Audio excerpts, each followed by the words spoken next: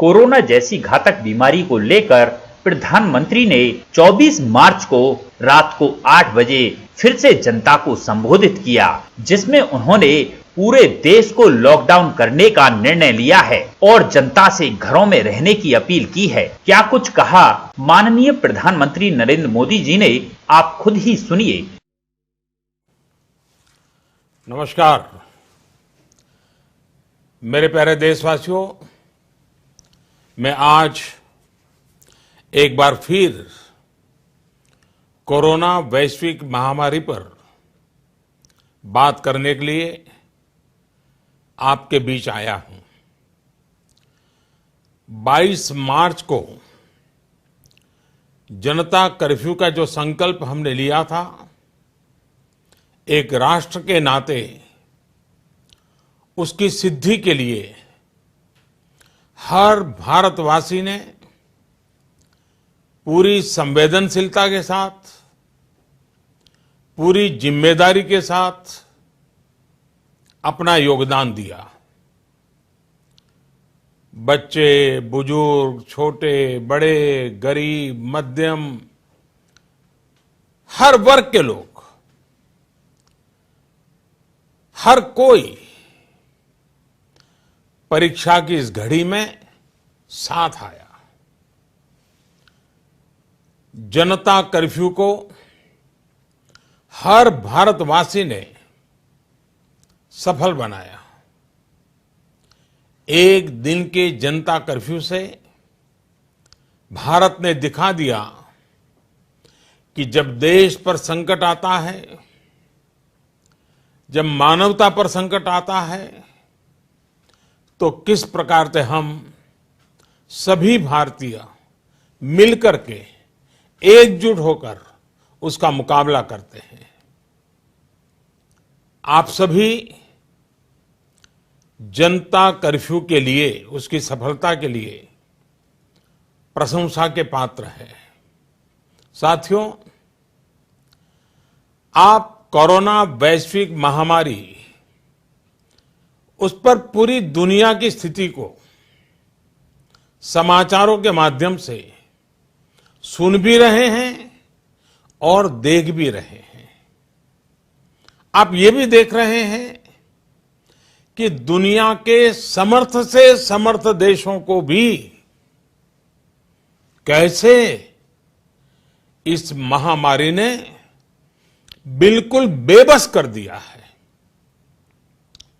ऐसा नहीं है कि ये देश प्रयास नहीं कर रहे हैं या उनके पास संसाधनों की कमी है, लेकिन कोरोना वायरस इतनी तेजी से फैल रहा है कि तमाम तैयारियां और प्रयासों के बावजूद इन देशों में चुनौती बढ़ती ही जा रही है। इन सभी देशों के 2 महीनों के अध्ययन से जो निष्कर्ष निकल रहा है, और एक्सपर्ट्स भी यही कह रहे हैं कि इस वैश्विक महामारी कोरोना से प्रभावी मुकाबले के लिए एकमात्र विकल्प है सोशल डिस्टेंसिंग। सोशल डिस्टेंसिंग यानी एक दूसरे से दूर रहना, अपने घरों में ही बंद रहना। कोरोना से बचने का इसके अलावा कोई तरीका नहीं है, कोई रास्ता नहीं है। कोरोना को फैलने से रोकना है तो उसके संक्रमण की जो साइकिल है, उस साइकिल को तोड़ना ही होगा। कुछ लोग इस गलतफहमी में है कि सोशल डिस्टेंसिंग केवल मरीज के लिए, बीमार लोगों के लिए आवश्यक है, ये सोचना सही नहीं। सोशल डिस्टेंसिंग हर नागरिक के लिए है, हर परिवार के लिए है, परिवार के हर सदस्य के लिए है, प्रधानमंत्री के लिए भी है। कुछ लोगों की लापरवाही, कुछ लोगों की गलत सोच आपको, आपके बच्चों को, आपके माता पिता को, आपके परिवार को, आपके दोस्तों को और आगे चलकर के पूरे देश को बहुत बड़ी मुश्किल में झोंक देंगी। अगर ऐसी लापरवाही जारी रही तो भारत को इसकी बहुत बड़ी कीमत चुकानी पड़ सकती है। और यह कीमत कितनी चुकानी पड़ेगी, इसका अंदाजा लगाना भी मुश्किल है। साथियों, पिछले 2 दिनों से देश के अनेक भागों में लॉकडाउन कर दिया गया है। राज्य सरकार के इन प्रयासों को बहुत गंभीरता से लेना चाहिए। हेल्थ सेक्टर के एक्सपर्ट्स और अन्य देशों के अनुभवों को ध्यान में रखते हुए देश आज एक महत्वपूर्ण निर्णय करने जा रहा है। आज रात 12 बजे से पूरे देश में, ध्यान से सुनिए, पूरे देश में आज रात 12 बजे से संपूर्ण देश में संपूर्ण लॉकडाउन होने जा रहा है। हिंदुस्तान को बचाने के लिए, हिंदुस्तान के हर नागरिक को बचाने के लिए, आपको बचाने के लिए, आपके परिवार को बचाने के लिए आज रात 12 बजे से घरों से बाहर निकलने पर पूरी तरह पाबंदी लगाई जा रही है। देश के हर राज्य को, हर केंद्र शासित प्रदेश को, हर जिले, हर गांव, हर कस्बे, हर गली मोहल्ले को अब लॉकडाउन किया जा रहा है। ये एक तरह से कर्फ्यू ही है। जनता कर्फ्यू से भी कुछ कदम आगे की बात, जनता कर्फ्यू से जरा ज्यादा सख्त कोरोना महामारी के खिलाफ निर्णायक लड़ाई के लिए ये कदम अब बहुत आवश्यक है। निश्चित तौर पर इन लॉकडाउन की एक आर्थिक कीमत देश को उठानी पड़ेगी, लेकिन एक एक भारतीय के जीवन को बचाना, आपके जीवन को बचाना, आपके परिवार को बचाना, इस समय मेरी, भारत सरकार की, देश की हर राज्य सरकार की, हर स्थानीय निकाय की सबसे बड़ी प्राथमिकता है। और इसलिए मेरी आपसे प्रार्थना है और मैं हाथ जोड़ के प्रार्थना करता हूं कि आप इस समय देश में जहां भी हैं वहीं रहे। अभी के हालात को देखते हुए देश में ये लॉकडाउन 21 दिन का होगा, 3 सप्ताह का होगा। और जब मैंने पिछली बार आपसे बात की थी तब मैंने आपसे कहा था कि मैं आपसे कुछ सप्ताह मांगने के लिए आया हूं। आने वाले 21 दिन हर नागरिक के लिए, हर परिवार के लिए बहुत ही महत्वपूर्ण है। हेल्थ एक्सपर्ट्स की माने तो कोरोना वायरस की संक्रमण साइकिल तोड़ने के लिए कम से कम 21 दिन का समय बहुत अहम है। अगर ये 21 दिन नहीं संभले तो देश और आपका परिवार 21 साल पीछे चला जाएगा। अगर ये 21 दिन नहीं संभले तो कई परिवार हमेशा हमेशा के लिए तबाह हो जाएंगे। और मैं ये बात एक प्रधानमंत्री के तौर पर नहीं, आपके परिवार के सदस्य के नाते कह रहा हूं। इसलिए बाहर निकलना क्या होता है ये इन 21 दिनों के लिए भूल जाइए।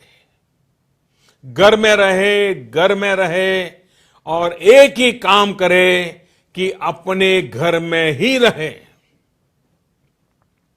साथियों, आज के फैसले ने, देशव्यापी लॉकडाउन ने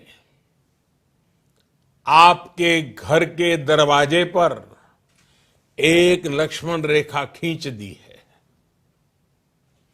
आपको ये याद रखना है कि घर से बाहर पड़ने वाला आपका सिर्फ एक कदम कोरोना जैसी गंभीर महामारी को आपके घर में ले आ सकता है। आपको ये याद रखना है कि कई बार कोरोना से संक्रमित व्यक्ति शुरुआत में बिल्कुल स्वस्थ लगता है। वो संक्रमित है इसका पता ही नहीं चलता और इसलिए एहतियात बरतिए, अपने घरों में रहिए। वैसे जो लोग घर में हैं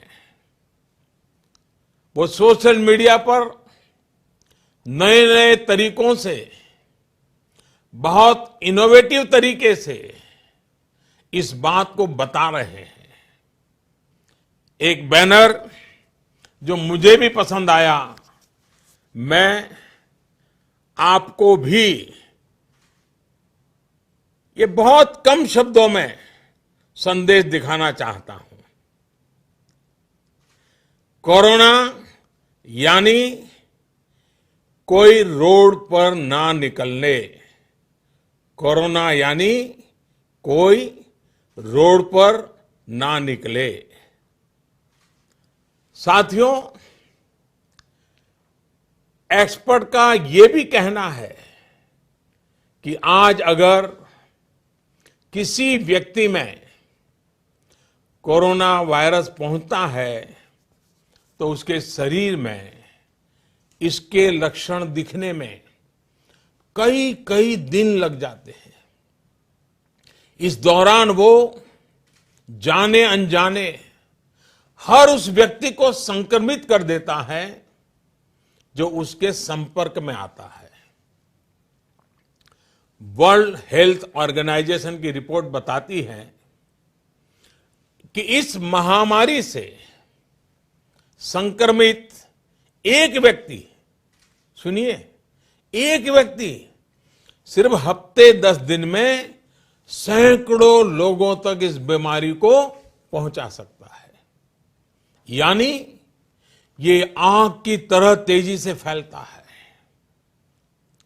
वर्ल्ड हेल्थ ऑर्गेनाइजेशन का ही एक और आंकड़ा बहुत महत्वपूर्ण है। साथियों, दुनिया में कोरोना वायरस से संक्रमित व्यक्तियों की संख्या को पहले 1 लाख तक पहुंचने में 67 डेज, 67 दिन लग गए थे। यानी 1 लाख तक पहुंचने में 67 दिन।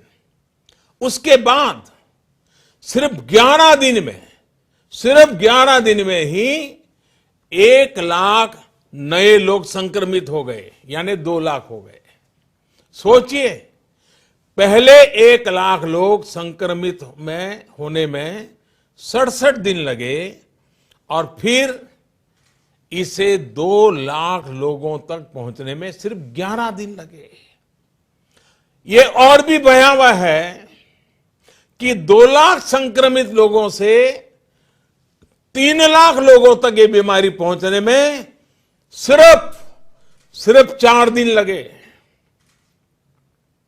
आप अंदाजा लगा सकते हैं कि कोरोना वायरस कितनी तेजी से फैलता है और जब ये फैलना शुरू करता है तो इसे रोकना बहुत मुश्किल होता है। साथियों, यही वजह है कि चीन, America, France, Germany, Spain, Italy, Iran जैसे अनेक देशों में जब कोरोना वायरस ने फैलना शुरू किया तो हालात बेकाबू हो गए।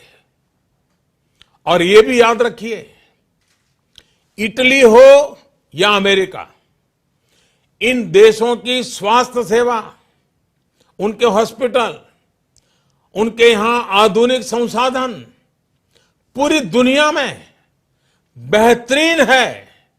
उनकी व्यवस्थाएं बेहतरीन मानी जाती हैं। बावजूद इसके ये देश कोरोना का प्रभाव कम नहीं कर पाए।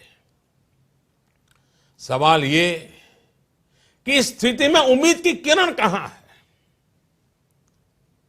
उपाय क्या है? विकल्प क्या है?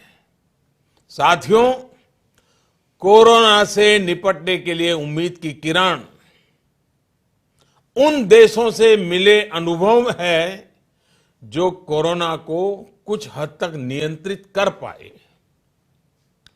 हफ्तों तक इन देशों के नागरिक घरों से बाहर नहीं निकले।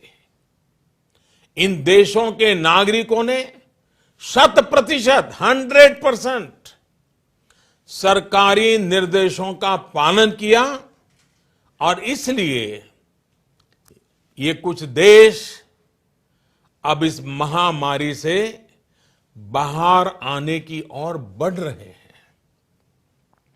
हमें भी ये मानकर चलना चाहिए कि हमारे सामने सिर्फ और सिर्फ यही एक मार्ग है, एषः पंथाः। हमें घर से बाहर नहीं निकलना है, चाहे जो हो जाए घर में ही रहना है। सोशल डिस्टेंसिंग प्रधानमंत्री से लेकर के गांव के छोटे से नागरिक तक सबके लिए कोरोना से तभी बचा जा सकता है जब घर की लक्ष्मण रेखा न लांघी जाए। हमें इस महामारी के वायरस का संक्रमण रोकना है, इसके फैलने की चेन को तोड़ना है। साथियों, भारत आज उस स्टेज पर है जहां हमारे आज के एक्शन तय करेंगे कि इस बड़ी आपदा के प्रभाव को हम कितना कम कर सकते हैं। ये समय हमारे संकल्प को बार बार मजबूत करने का है। ये समय कदम कदम पर संयम बरतने का है। आपको याद रखना है, जान है तो जहान है। साथियों, ये धैर्य और अनुशासन की घड़ी है। जब तक देश में लॉकडाउन की स्थिति है, हमें अपना संकल्प निभाना है, अपना वचन निभाना है। मेरी आपसे हाथ जोड़ करके प्रार्थना है कि घरों में रहते हुए आप उन लोगों के बारे में सोचिए, उनके लिए मंगल कामना करिए जो अपना कर्तव्य निभाने के लिए खुद को खतरे में डालकर काम कर रहे हैं। उन डॉक्टर्स, उन नर्सेस, पैरामेडिकल स्टाफ, पैथोलॉजिस्ट, उनके बारे में सोचिए जो इस महामारी से एक एक जीवन को बचाने के लिए दिन रात अस्पताल में काम कर रहे हैं। अस्पताल प्रशासन के लोग, एम्बुलेंस चलाने वाले ड्राइवर, वार्ड बॉयज, उन सफाई कर्मचारियों के बारे में सोचिए जो इन कठिन परिस्थितियों में दूसरों की सेवा कर रहे हैं। आप उन लोगों के लिए प्रार्थना करिए जो आपकी सोसाइटी, आपके मोहल्लों, आपकी सड़कों, सार्वजनिक स्थानों को सैनिटाइज करने के काम में जुटे हैं, जिसमें और जिसके कारण इस वायरस का नामो निशान न रहे।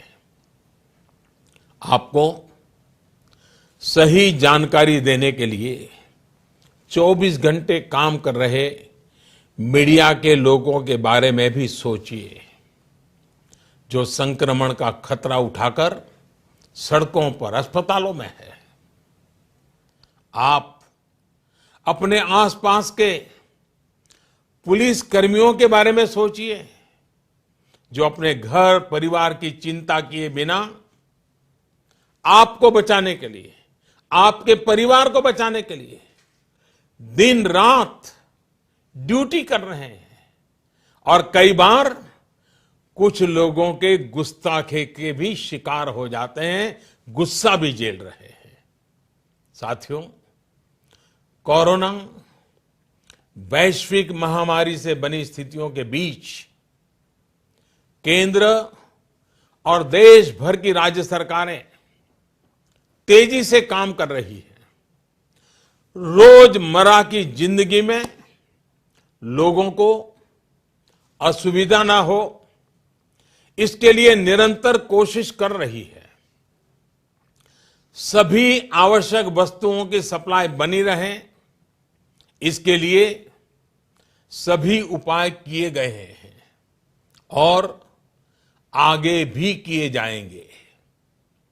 निश्चित तौर पर संकट की ये घड़ी गरीबों के लिए भी बहुत मुश्किल वक्त लेकर आई है। केंद्र सरकार, राज्य सरकारों के साथ समाज के अन्य संगठन, सिविल सोसाइटी के लोग गरीबों को मुसीबत कम हो, इसके लिए निरंतर जुटे हुए हैं। गरीबों की मदद के लिए अनेकों लोग साथ आ रहे हैं। साथियों, जीवन जीने के लिए जो जरूरी है, उसके लिए सारे प्रयासों के साथ ही जीवन बचाने के लिए जो जरूरी है उसे सर्वोच्च प्राथमिकता देनी ही पड़ेगी। इस वैश्विक महामारी से मुकाबला करने के लिए देश की स्वास्थ्य सुविधाओं को तैयार करने का काम केंद्र सरकार लगातार कर रही है। विश्व स्वास्थ्य संगठन, भारत के बड़े चिकित्सा और अनुसंधान संस्थानों तथा स्वास्थ्य विशेषज्ञों की सलाह और सुझाव पर कार्य करते हुए सरकार ने निरंतर फैसले भी लिए हैं। अब कोरोना के मरीजों के इलाज के लिए देश के हेल्थ इंफ्रास्ट्रक्चर को और मजबूत बनाने के लिए केंद्र सरकार ने आज 15,000 करोड़ रुपए का प्रावधान किया है। इससे कोरोना से जुड़ी testing facilities, personal protective equipments, isolation beds, ICU beds, ventilators और अन्य जरूरी साधनों की संख्या तेजी से बढ़ाई जाएगी। साथ ही मेडिकल और पैरामेडिकल मैन पावर की ट्रेनिंग का काम भी किया जाएगा। मैंने राज्य सरकारों से अनुरोध किया है कि इस समय सभी राज्यों की पहली प्राथमिकता सिर्फ और सिर्फ स्वास्थ्य सेवाएं ही होनी चाहिए, हेल्थ केयर ही प्राथमिकता होनी चाहिए। मुझे संतोष है कि देश का प्राइवेट सेक्टर भी पूरी तरह से कंधे से कंधा मिलाकर संकट और संक्रमण की इस घड़ी में देशवासियों के साथ खड़ा है। प्राइवेट लैब्स, प्राइवेट अस्पताल सभी इस चुनौतीपूर्ण दौर में सरकार के साथ काम करने के लिए आगे आ रहे हैं। लेकिन साथियों, ये भी ध्यान रखिए कि ऐसे समय में जाने अनजाने कई बार अफवाहें भी बहुत जोर पकड़ती है और अफवाहें की ट्रैवल करने की ताकत भी बहुत होती है। मेरा आपसे आग्रह है कि किसी भी तरह की अफवाह और अंधविश्वास से बचें। आपके द्वारा केंद्र सरकार, राज्य सरकार और मेडिकल फ्रेटर्निटी द्वारा दिए गए निर्देश और सुझावों का पालन करना बहुत जरूरी है। मेरी आपसे प्रार्थना है कि इस बीमारी के लक्षणों के दौरान बिना डॉक्टरों की सलाह के कोई भी दवा न लें। किसी भी तरह का खिलवाड़ आपके जीवन को और खतरे में डाल सकता है। साथियों, मुझे विश्वास है हर भारतीय संकट की इस घड़ी में सरकार के, स्थानीय प्रशासन के निर्देशों का पालन करेगा। 21 दिन का लॉकडाउन लंबा समय है, लेकिन आपके जीवन की रक्षा के लिए, आपके परिवार की रक्षा के लिए उतना ही महत्वपूर्ण है। हमारे पास यही एक महत्वपूर्ण रास्ता है। मुझे विश्वास है हर हिंदुस्तानी इस संकट का न सिर्फ सफलता से मुकाबला करेगा, बल्कि इस मुश्किल घड़ी से विजयी होकर निकलेगा। आप अपना ध्यान रखिए, अपनों का ध्यान रखिए और आत्मविश्वास के साथ कानून नियमों का पालन करते हुए, पूरी तरह संयम बरतते हुए विजय का संकल्प करके हम सब इन बंधनों को स्वीकार करें। आप सबका बहुत बहुत धन्यवाद।